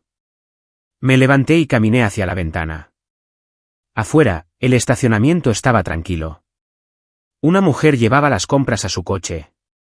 Un adolescente lanzaba una pelota de baloncesto a un aro cerca de la acera. La vida ordinaria continuaba. Dentro de mi pecho, sentí que una extraña firmeza se asentaba de nuevo. Una calma que no dependía de la aprobación o comprensión de mi familia. Una calma que provenía del conocimiento de que ya no participaba en la historia que escribieron sobre mí. El karma se movía a través de sus vidas, no como un castigo ruidoso, sino como un lento giro del mundo. Puertas cerrándose. Invitaciones agotándose. Gente mirando hacia otro lado. El tipo de consecuencias que duelen a las personas que se preocupan más por la reputación que por las relaciones. Y por primera vez, no me sentí responsable de gestionar las consecuencias. Entendí algo simple y difícil. El karma no grita. No necesita una audiencia. No necesita que yo lo dirija. Simplemente llega, silenciosamente, y deja que la gente viva dentro de la verdad que tanto intentaron enterrar. Pensé que ese sería el final. No un final ordenado, no uno satisfactorio, pero un final al fin y al cabo. El tipo en el que el ruido se desvanece y cada uno se queda con lo que construyó. Me dije a mí misma que había terminado de esperar algo de ellos. Me dije a mí misma que el silencio no solo era mi límite, sino mi libertad. Luego comenzaron las disculpas. No llegaron todas a la vez. No llegaron ruidosamente. Llegaron de la misma manera en que todo lo demás en mi familia siempre había llegado, fuera de secuencia y demasiado tarde. El primer mensaje vino de Camille. Llegó tarde en la noche, cerca de las 11, cuando el apartamento estaba en silencio y la única luz en mi sala de estar provenía de la lámpara junto al sofá. Acababa de terminar de lavar una taza y colocarla en el escurridor cuando mi teléfono vibró. Miré la pantalla sin pensar, luego me congelé cuando vi su nombre. Lo miré por un largo momento. Mi pulgar se cernía sobre la notificación. Una parte de mí quería borrarlo sin leer. Otra parte, la más antigua, Quería saber qué tenía que decir ahora que su mundo se había agrietado. Me senté lentamente y abrí el mensaje. No era largo. Sin lenguaje dramático. Sin acusaciones. Solo palabras que se sentían más pesadas de lo que esperaba. Escribió que lo sentía. Escribió que había sido egoísta y ciega. Escribió que siempre había sabido, en el fondo, que papá la favorecía y que mamá lo permitía, pero que nunca había pensado en lo que eso significaba para mí. Admitió que había tomado el dinero, los elogios, la protección, sin cuestionar de dónde venían. Admitió que se había reído de cosas que deberían haberla detenido en seco. Escribió que perder su puesto la había obligado a mirarse a sí misma de una manera que nunca antes había hecho. Que sentarse en casa sin que nadie la llamara, sin que nadie la elogiara, le había quitado la versión de sí misma que había estado interpretando. Escribió que no esperaba el perdón. Escribió que solo quería que supiera que finalmente lo entendía. Lo leí 2 veces. No lloré. No sentí ira. Lo que sentí fue una extraña quietud, como estar de pie después de una tormenta que ya había pasado. Sus palabras eran sinceras. Podía sentirlo. No estaban escritas para impresionar a nadie. Fueron escritas por alguien que había caído y se había dado cuenta de que el suelo era más duro de lo que imaginaba. Pero la sinceridad no deshace años. Pensé en todos los momentos en que se había quedado en silencio cuando él me despreciaba. Las veces que sonreía mientras yo pagaba las cosas y a ella la elogiaban por existir. La forma en que había puesto los ojos en blanco cuando hablaba de mi trabajo, mi vida, mi agotamiento. Pensé en la noche de Navidad, el vestido verde, la forma en que se había visto casi aburrida mientras papá hablaba de mi utilidad y luego me borraba con una sola frase. Entendí algo entonces que no había entendido completamente antes. Las disculpas no tienen que ser falsas para ser insuficientes. Escribí mi respuesta con cuidado. No porque quisiera ser amable, sino porque quería ser clara. Escribí que le deseaba suerte. Eso fue todo. Sin explicación. Sin consuelo. Sin reabrir puertas. Presioné enviar y coloqué el teléfono boca abajo sobre la mesa. A la mañana siguiente, me desperté sintiéndome más ligera de lo que esperaba. No aliviada. No triunfante. Simplemente asentada. No había discutido. No me había defendido. No había vuelto a asumir el papel de cuidadora emocional. Había reconocido sus palabras sin ofrecerme como solución. Eso importaba más de lo que me daba cuenta. Pasó una semana. Luego llegó una carta. Era una carta física, un sobre grueso, mi dirección escrita con la familiar caligrafía en bucles de mamá. La reconocí al instante y sentí que mi pecho se oprimía, no con miedo, sino con molestia. No habían llamado.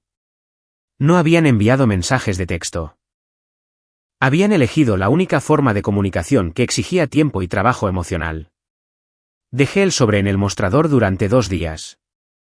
En la tercera noche, después de la cena, me senté a la mesa y lo abrí. La carta era larga. Varias páginas. El papel olía ligeramente a la casa de mamá, a detergente y a algo floral. La leí lentamente, en parte porque era densa, y en parte porque quería notar lo que se decía y lo que no. Mamá escribió la mayor parte. Podía decirlo por el tono. Emocional. Serpenteante. Lleno de explicaciones. Escribió que nunca tuvo la intención de herirme. Que todo lo que hicieron fue por amor. Que las familias cometen errores. Que la Navidad había sido estresante. Que él no quiso decir lo que dijo, que había estado abrumado, preocupado e incomprendido. Escribió que yo siempre había sido sensible. Que el ejército me había cambiado. Que se preocupaba por mí. Que deseaba que volviera a casa para que pudieran hablar como una familia. Él agregó un párrafo al final. Era más corto. Más frío. Escribió que lamentaba si me sentía herida. Escribió que sus palabras fueron sacadas de contexto.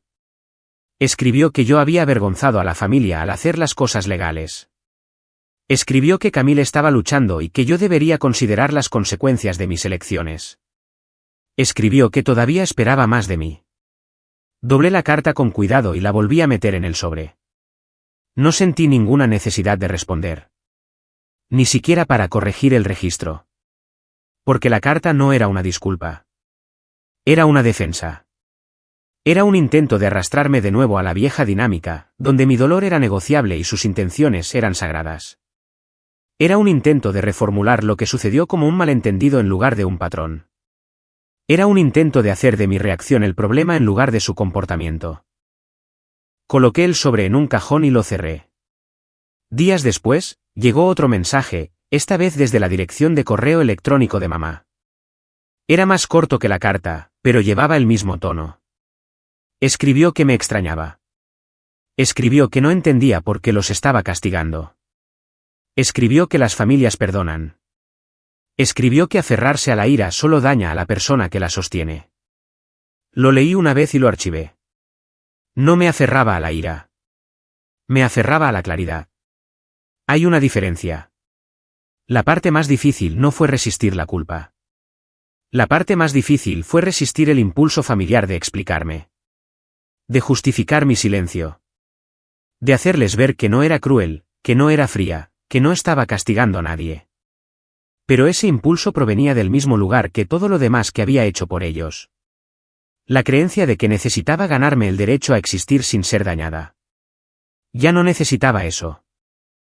Una tarde, mientras estaba sentada en mi sala de estar con un libro abierto en mi regazo, mi teléfono vibró de nuevo. Esta vez era una llamada perdida de un número que reconocí pero no había guardado. Papá. Lo dejé sonar hasta que se detuvo. No bloqueé el número. No sentí la necesidad. Confiaba en mí misma lo suficiente ahora como para saber que no contestaría. Esa noche, salí a caminar por mi vecindario. El sol estaba bajo, el aire fresco. Las casas brillaban suavemente desde adentro. Pasé junto a parejas paseando perros, niños en bicicleta, un hombre mayor regando su césped. Escenas ordinarias. Escenas pacíficas. Pensé en cuántas veces había imaginado este momento de manera diferente. Él disculpándose sinceramente. Mamá admitiendo que me falló. Camille defendiéndome. Una reconciliación limpia donde todos aprendieron y crecieron. Esa historia nunca había sido realista. Lo que tenía en cambio era algo más silencioso. Una verdad que se asentó en mis huesos. Algunas disculpas no están destinadas a sanar a la persona que fue herida. Están destinadas a salvar a la persona que las dice. No provienen de la responsabilidad, sino de la incomodidad. No de la empatía, sino del miedo a la pérdida. Piden la absolución sin ofrecer reparación. Quieren que el dolor desaparezca para poder guardar el espejo. Llegué a mi apartamento y abrí la puerta. Adentro, hacía calor. Familiar. Mío. Dejé mis llaves en la mesa y me apoyé en la pared por un momento, dejando que el silencio me rodeara.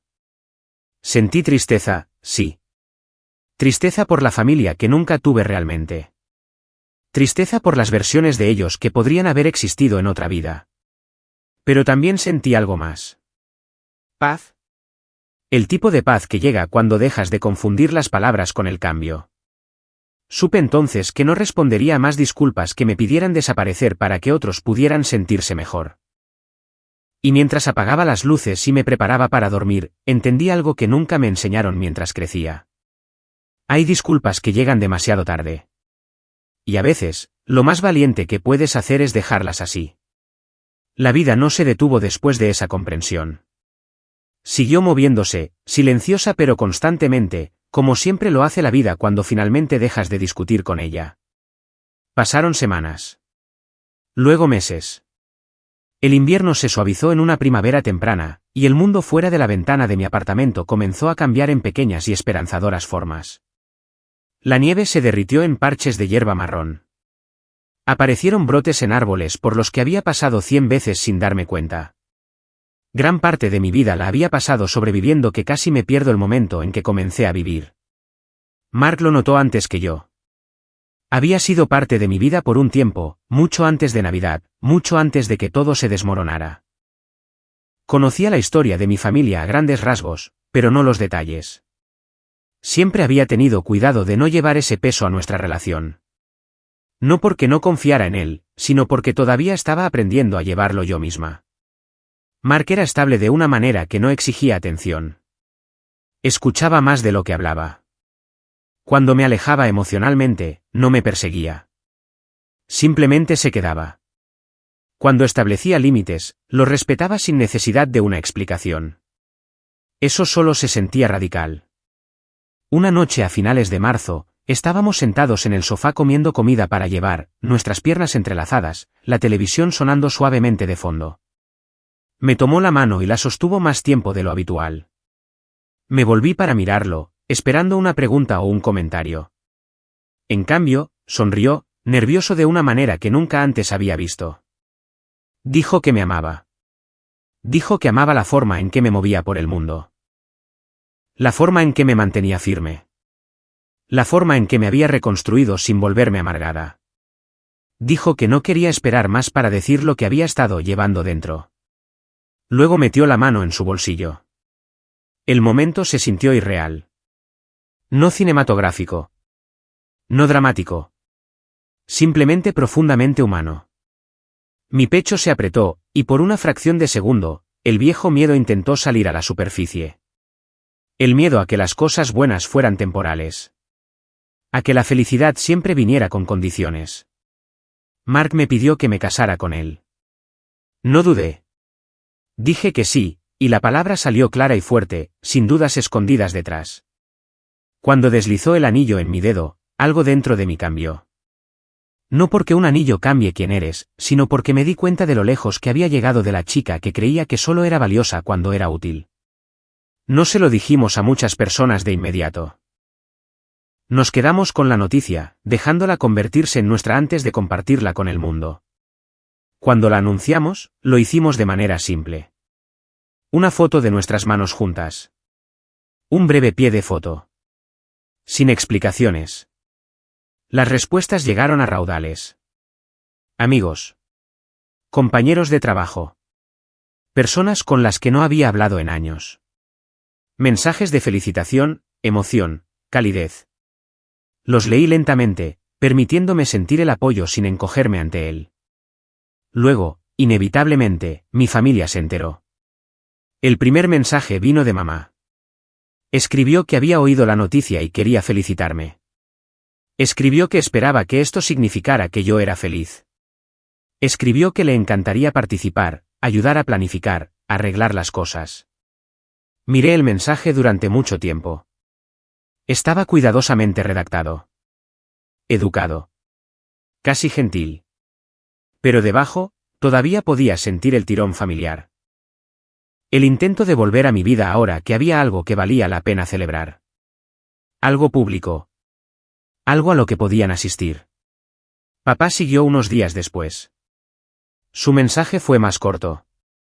Escribió que, a pesar de todo, la familia debería estar presente en los hitos. Escribió que las bodas trataban de unidad.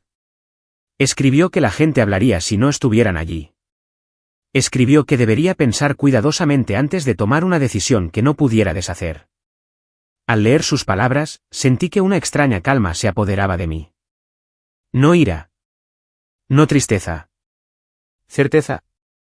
Por primera vez, no me sentí dividida entre lo que quería y lo que ellos esperaban. No sentí la necesidad de explicarme. No sentí la necesidad de suavizar la verdad para que aterrizara mejor. Le mostré los mensajes a Mark. Los leyó en silencio, su mandíbula se tensó ligeramente, luego me miró y me hizo una pregunta simple. ¿Qué quieres tú? Nadie me había preguntado eso tan claramente antes. Lo pensé. No por mucho tiempo, pero honestamente. Pensé en estar en un altar y ver a mi papá en la primera fila. Pensé en la sonrisa tensa de mi mamá. Pensé en Camille sentada allí, un recordatorio de todo lo que se había llevado y nunca se había devuelto. Pensé en el peso que se asentaría en mi pecho en el momento en que los viera, la forma en que mi cuerpo se prepararía para el impacto incluso en un día destinado a ser alegre. Luego pensé en caminar hacia Mark, en la vida que estábamos construyendo, en la paz que tanto había luchado por reclamar. Sabía la respuesta. Les escribí de vuelta. No escribí un discurso. No enumeré quejas. No volví a visitar la Navidad, el dinero o la crueldad. Escribí una sola frase. Escribí que no asistirían a mi boda. Que no estaban invitados a la vida que una vez dijeron que no debería existir. Presioné enviar. El silencio que siguió se sintió diferente al de antes. Más pesado, pero también más limpio.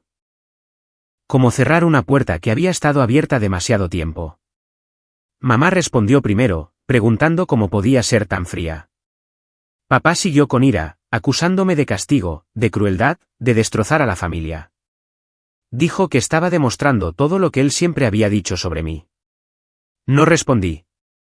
Porque esta vez, no estaba reaccionando. Estaba eligiendo.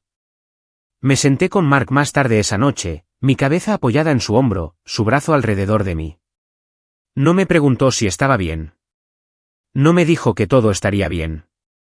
Simplemente me abrazó, presente y firme. Eso era familia. Durante las siguientes semanas, planeamos nuestra boda en silencio. Elegimos un lugar pequeño. Una lista de invitados llena de personas que nos conocían, que nos apoyaban, que nos habían visto crecer.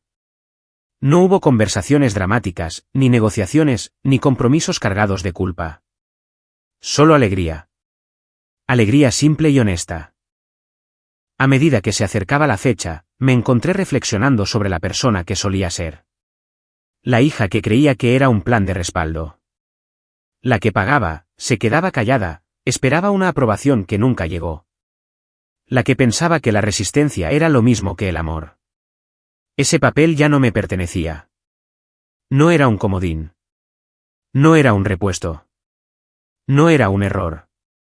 Era una mujer construyendo una vida con alguien que me eligió sin condiciones. Alguien que no necesitaba que yo desapareciera para sentirse importante. Una noche, mientras me quitaba el anillo de compromiso para limpiarlo, vi mi reflejo en el espejo. Parecía más vieja que hacía un año, pero más fuerte. Más suave en algunos lugares. Más nítida en otros. Sonreí. No porque todo fuera perfecto. Sino porque por primera vez, no estaba esperando que me permitieran entrar en mi propia vida. Había terminado el papel que escribieron para mí. Y finalmente era libre de escribir el mío. Los meses previos a la boda pasaron más rápido de lo que esperaba. No en un torbellino de caos o estrés, sino en un ritmo constante que se sentía casi irreal después de todo lo que había vivido. Me despertaba la mayoría de las mañanas sin el nudo familiar en el pecho. Bebía mi café lentamente. Planificaba mis días sin prepararme para una interrupción. Había una confianza silenciosa creciendo dentro de mí, del tipo que no se anuncia pero cambia la forma en que te paras, la forma en que hablas, la forma en que respiras. Pensé a menudo en mi familia durante ese tiempo, pero no de la manera en que solía hacerlo. No repetía discusiones ni imaginaba finales alternativos. No redactaba mensajes en mi cabeza ni ensayaba conversaciones que nunca ocurrirían. En cambio, miraba la historia en su totalidad, como retroceder de una pintura para ver finalmente lo que el artista estaba haciendo todo el tiempo. Durante años, había creído que yo era el problema. Que si tan solo pudiera ser menos sensible, menos cansada, menos terca, todo encajaría en su lugar. Creía que mi papel era absorber la incomodidad para que otros pudieran sentirse cómodos. Creía que el amor se demostraba por cuánto estabas dispuesto a soportar sin quejarte. Esa creencia no vino de la nada. Me la enseñaron, lenta y consistentemente, las personas que se suponía que debían protegerme. Mi papá solía decir que el ejército era para personas que no podían triunfar en ningún otro lugar. Lo decía casualmente, como una broma, pero sus ojos siempre estaban serios cuando me miraba. Mi mamá nunca lo contradecía. Simplemente sonreía tensamente y cambiaba de tema, como si el silencio pudiera suavizar la crueldad. Camila aprendió temprano que los elogios llegaban fácilmente si encajaba en la imagen que querían mostrar al mundo. Yo aprendí que la supervivencia significaba permanecer útil e invisible al mismo tiempo. Cuando finalmente dejé de desempeñar ese papel, todo se deshizo. No porque destruyera algo bueno, sino porque lo que existía no podía sobrevivir a la honestidad. Esa comprensión se asentó más profundamente a medida que se acercaba la boda. Mark y yo elegimos una ceremonia pequeña a propósito. Un lugar tranquilo a las afueras de la ciudad, rodeado de árboles y cielo abierto. Invitamos a amigos, colegas, personas que se habían presentado por nosotros sin necesidad de que se les pidiera. No había asientos vacíos reservados para personas que me habían hecho sentir pequeña. No había compromisos disfrazados de perdón. En la mañana del ensayo, me quedé sola en el espacio vacío, la luz del sol filtrándose por las ventanas, motas de polvo flotando en el aire. Puse mi mano en el respaldo de una silla y cerré los ojos. Por un momento, me permití imaginar cómo se habría sentido caminar por un pasillo hacia personas que una vez desearon que nunca hubiera nacido. El pensamiento ya no dolía. Se sentía distante, como recordar una vieja herida que se había curado en una cicatriz. Aún visible, aún parte de ti, pero ya no definiendo tu movimiento. Esa noche, mientras estaba sentada en el borde de la cama en nuestro apartamento, doblando ropa en una pequeña maleta para el fin de semana, mi teléfono vibró. Sabía quién era antes de mirar. Papá. Lo dejé sonar hasta que se detuvo. Unos segundos después, llegó un mensaje. Cord. Directo. Escribió que había oído que la boda era pronto. Escribió que quería una última oportunidad para hablar. Escribió que la vida era demasiado corta para guardar rencores. Lo leí una vez, luego dejé el teléfono. No guardaba rencor. Mantenía un límite. Y los límites no necesitan ser defendidos ante las personas que te enseñaron a violarlos. No lo bloqueé. No respondí. Simplemente continué doblando la ropa, colocando cada artículo cuidadosamente en la bolsa. Se sintió simbólico de una manera que no esperaba. Empacando para un futuro que no incluía el peso del pasado. El día de la boda fue tranquilo y brillante. El cielo estaba despejado, el aire cálido pero no pesado. Estuve con mi amiga más cercana mientras ajustaba la parte de atrás de mi vestido, sus manos firmes, su sonrisa amplia. Había risas cerca. Alguien derramó café y maldijo en voz baja. Alguien más tarareaba una canción en voz baja. Se sentía normal. Maravillosamente, increíblemente normal. Cuando caminé hacia Mark, mi corazón estaba lleno de una manera que nunca había conocido. No el tipo de plenitud que proviene de la aprobación o la validación, sino el tipo que proviene de la alineación. De saber que la vida en la que estás entrando coincide con la persona en la que te has convertido. Mientras estábamos juntos, con las manos unidas, no pensé en mi papá, ni en mi mamá, ni en Camille. Pensé en la mujer que solía ser. La que habría creído que no merecía este momento. La que se habría preocupado por quién faltaba en lugar de quien estaba presente. Le deseé paz. Después de la ceremonia, mientras la noche se asentaba y las conversaciones se suavizaban en risas e historias compartidas, me alejé por un momento y me paré en el borde del espacio. Vi a Mark hablar con mis compañeros de trabajo. Vi a mis amigos reír con todo el cuerpo. Vi a personas que conocían mi historia sin juzgar celebrar un futuro que yo había elegido. Sentí algo cercano a la gratitud. No por lo que soporté, sino por lo que me negué a soportar más. Más tarde esa noche, después de que el último invitado se había ido y las luces se habían atenuado, Mark y yo nos sentamos juntos en el silencio. Mi cabeza descansaba en su hombro, los sonidos del día todavía resonando suavemente en mi mente. Me preguntó cómo me sentía. Le dije la verdad. Le dije que me sentía clara. Clara sobre quién era. Clara sobre lo que merecía. Clara sobre lo que nunca aceptaría de nuevo. En las semanas que siguieron, escuché fragmentos sobre mi familia a través de canales distantes. Que mis padres todavía tenían dificultades sociales. Que Camille trabajaba en un empleo muy alejado de la imagen a la que una vez se aferró. Que mi nombre se mencionaba cada vez menos. Nada de eso despertó algo dramático en mí. Había pasado tanto tiempo creyendo que yo era la razón por la que las cosas estaban rotas. Ahora entendía que alejarme no había destruido a mi familia. Simplemente me había impedido sostener una estructura que ya se estaba agrietando bajo el peso de su propia deshonestidad. No gané nada. No me vengué. No me paré en un escenario y señalé con el dedo. Elegí la verdad. Elegí el silencio. Elegí dejar de participar en mi propio borrado. Esa elección lo cambió todo. Si hay una cosa que sé ahora, es esta. Que te digan que eres demasiado o no eres suficiente no dice nada sobre tu valor y todo sobre los límites de las personas que te juzgan. Algunas familias no se rompen por la distancia.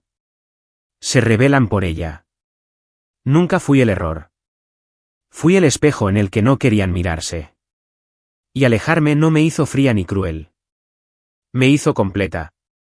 Si alguna vez te han dicho que eres demasiado o no eres suficiente para tu propia familia, recuerda esto. El silencio puede ser poder, y la verdad puede ser la venganza más ruidosa. Dime en los comentarios qué significa la integridad para ti y desde dónde estás escuchando.